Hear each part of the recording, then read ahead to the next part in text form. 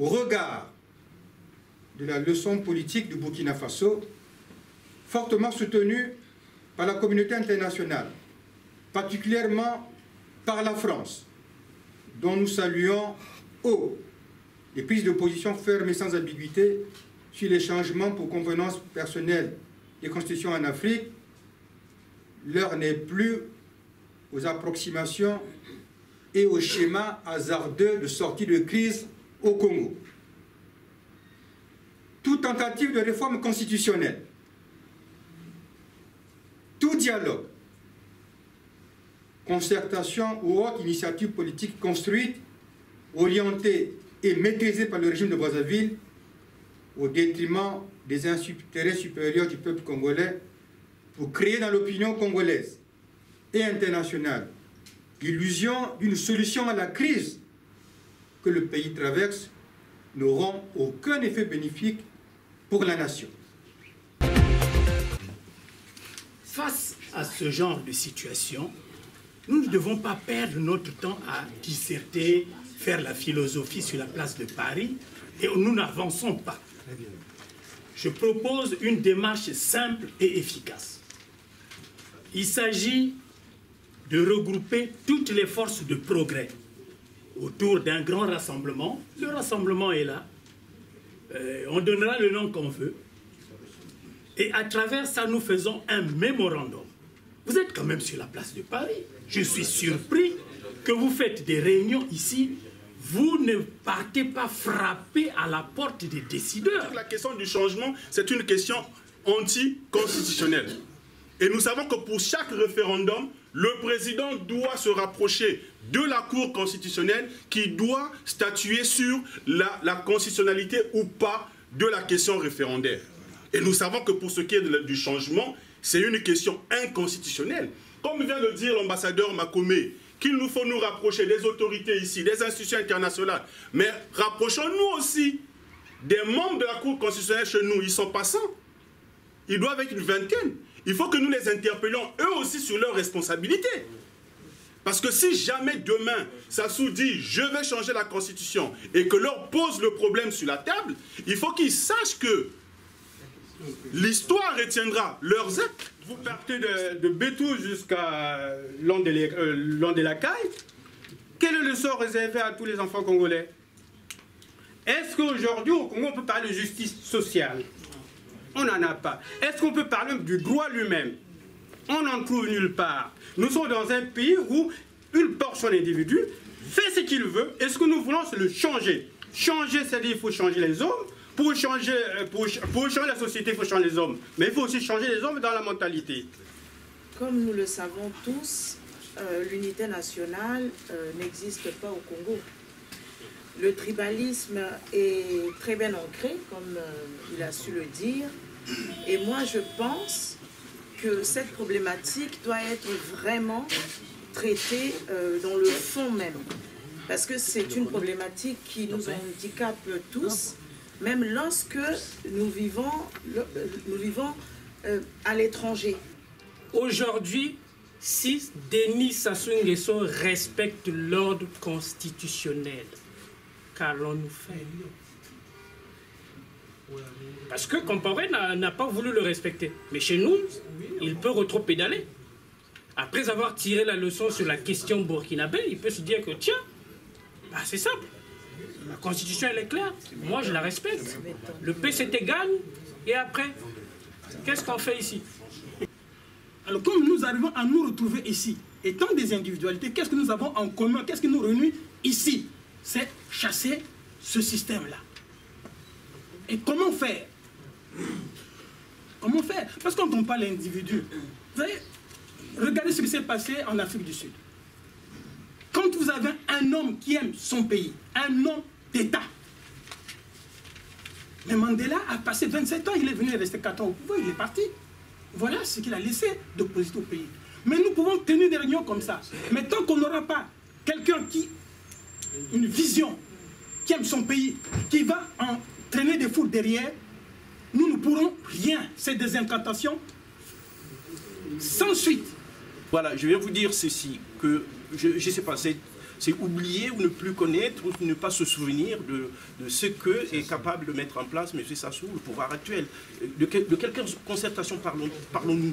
Est-ce qu'on ne lui laisserait pas tout simplement terminer son mandat, qui ne l'autorise pas à se renouveler demain, et à l'issue de ce mandat, une transition sera mise en place, transition qui préparera la prochaine élection présidentielle.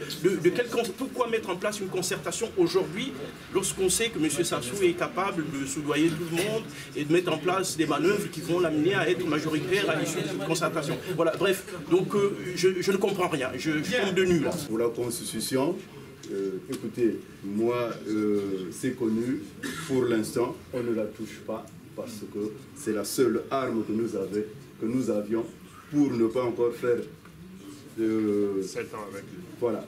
Donc, je crois que le débat ne se pose pas. Quant à ceux qui veulent aller dialoguer, je dis, moi, je ne vais pas conjuguer Sassou Nguesso. Je ne serai jamais ce sujet de Sassou Nguesso. Je ne chercherai pas de grammaire Sassou Nguesso. Aujourd'hui, il se dessine 3 groupes essentiels, dont 2, je les mets de le même côté. Il y a un groupe qui a été écarté de la mangeoire, qui veut reprendre le pouvoir. Il y a un autre groupe dont on avait pris le pouvoir, par revanche, veulent récupérer leur pouvoir. Et de l'autre côté, très loin qu'ils sont, ceux qui veulent reconstruire le pays. Alors, comment nous allons faire? Comment nous allons engager ces débats-là? Pour quel objectif premier? Nous n'avons pas le temps à l'improvisation demain. Et c'est maintenant qu'il faut engager justement ces discussions-là. Sassou Nguesso n'a jamais dit ce qu'il fait ou ce qu'il va faire. Si vous le suivez bien, il n'a jamais dit ce qu'il va faire ou ce qu'il fait. Il vous embrouille et au dernier moment, il sort sa solution. Alors il faut être prêt, il faut être préparé, chers amis, à cette situation-là. J'entends dire ici, oui, mais si aujourd'hui il recule, il ne modifie pas, qu'est-ce qu'on fait? Mais on ne va pas le faire à un coup d'État pour dire quitte, vous voulez le faire ça, vous? Il dit, moi, je ne modifie pas la Constitution, je vais jusqu'au bout de mon mandat. Ben alors, on va attendre. Mais le problème, c'est quoi à la fin, chers amis? Le problème, c'est que lorsque nous arrivons en 2016 et qu'il n'est plus là, il se pose à nous un problème parce que le socle sur lequel nous allons travailler, c'est quoi? Et c'est ça justement, et c'est là l'importance du dialogue.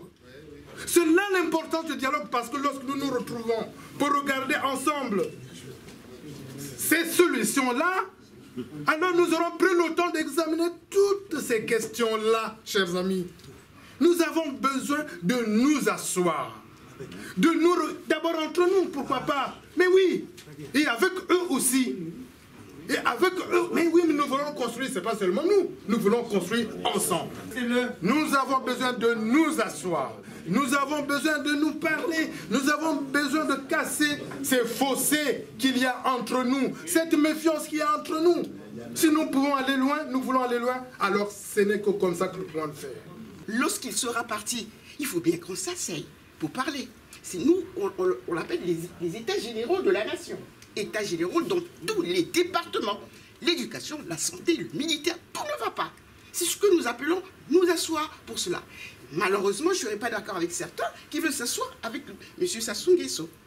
On connaît le filon, on connaît le monsieur. On va s'asseoir pour dire quoi?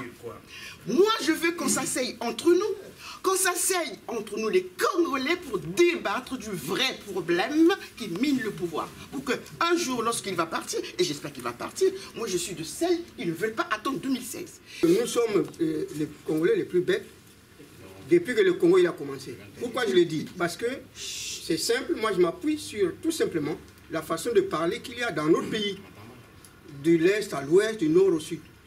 On parle toujours, quand des grands nous parlent, ils nous parlent toujours en proverbe. Moi, le proverbe qui m'a été transmis, c'est que M. Sassou Nguesso doit être considéré, et a été déjà considéré comme étant le renard qui peut venir dans un village et il occupe votre poulailler. Et le Congo, c'est notre poulailler à tous. Hein. Parce que moi, j'ai été formé par l'argent du Congo. Vous qui continuez à travailler là-bas, c'est l'argent du Congo. Ceux qui sont corrompus par le Sassou, c'est l'argent du Congo. Donc c'est notre poulailler. Maintenant, il nous est posé la question de comment délivrer notre poulailler parce qu'il faut qu'on continue à avoir des poussins. Il faut de préparer le peuple congolais, même si Sassou, il y a des qui ça va tant. N'a qu'au Congo, mais il y a qu'au fois les 3000 Congolais veulent. Il y a qu'au fois peut-être 1 million, mais il y a que Kwenda. Donc il ne faut pas mettre la bombe dans la Kadiatima. Il faut que vraiment Beto Salangolo, Sassou Yandi Kenzambi veut. Démocratie, il y a quelle façon de Kangu. Il y a que Salaka Bonheur, il y a 29. Je pense que le creuset du tribalisme, c'est nos partis politiques que nous avons. Parce que c'est le vivier du tribalisme, les partis politiques actuels. Évidemment, je pense que mon frère ne voulait pas y aller, parce que sinon, il allait peut-être se sentir lui-même accusé. Voilà. Et mon frère Tiba a dit qu'il faut recomposer, comment dire, il a dit ça, il faut le changement avec qui? Le changement avec qui? Et il a parlé d'un tamis. Et moi, je dis, est-ce que nous sommes d'accord pour un sarclage du champ politique congolais? Nous sommes capables aujourd'hui de faire partir Sassou parce que nous avons des gens sur le terrain qui travaillent. Nous avons des gens sur le terrain qui attendent beaucoup de nous. Donc ne venons pas ici parfois pour intimider les autres, pour dire que non, Sassou a des militaires, Sassou... Non, je le dis simplement pourquoi.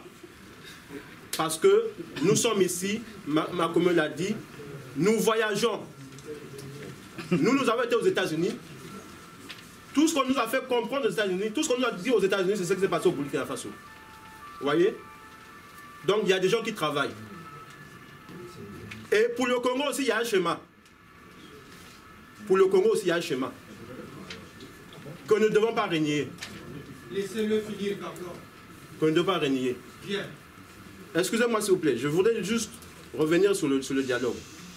Je ne vais pas aller très loin parce qu'aujourd'hui, nous savons tous que ce dialogue, s'il y a lieu, ne va profiter qu'aux vieux. Ça, c'est vrai. Donc, vraiment, pour nous les jeunes, ne soyons pas dupes. Ne soyons pas dupes. Ils profitent de leur réputation. 23 ans. Les gens ici. 23 ans. Le PST parle du dialogue à 10h, à 12h. Le CAP dit oui, nous sommes pour le dialogue, sans avoir réfléchi. Vous voyez? Donc, tout est clair.